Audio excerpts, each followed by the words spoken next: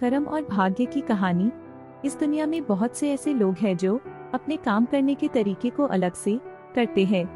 कुछ लोग हैं जो मेहनत को काम वैल्यू देते हैं और कुछ लोग हैं जो भाग्य को ही सब कुछ समझते हैं।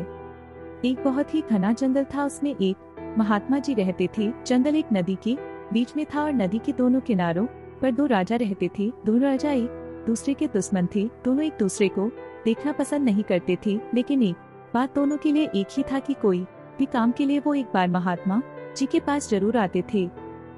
दोनों राजाओं में गुस्सा बढ़ गया और दोनों ने सोच लिया अब युद्ध से ही निपटारा होगा। सबसे पहले जो राजा महात्मा जी के पास पहुंचा और सारी बात को बताया तो महात्मा जी ने बोला, डैश राजन, आपके भाग्य में ये युद्ध हारना लिखा है। राजा बहुत ही उदास हो गया और आशीर्वाद लेकर अपने महल में आ गया और सबसे बोला, कफन बांध कर ही निकलो, जो होगा देखा जाएगा, या तो मर जाएंगे या मार कराएंगे। दूसरी तरफ दूसरा राजा आया और बोला, महात्मा जी मेरा क्या होगा।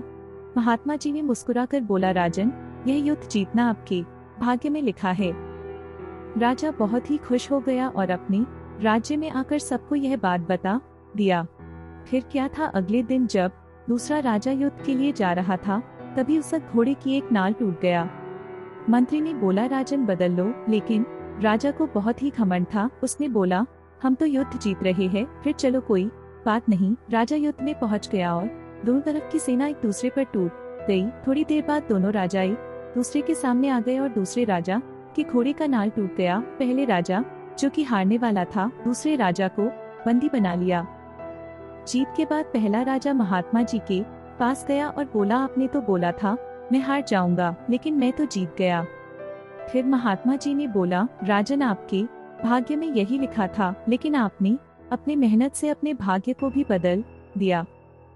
तो दोस्तों, इस कहानी से हम लोगों को यही सीख मिलता है कि भाग्य भी उनके साथ होती है जो लोग मेहनत से काम करते हैं। आपको यह कहानी कैसी लगी नीचे कमेंट करके बताएं और इसी तरह की रोचक और अलबेली कहानियां देखने के लिए इस चैनल को सब्सक्राइब करना ना भूलें।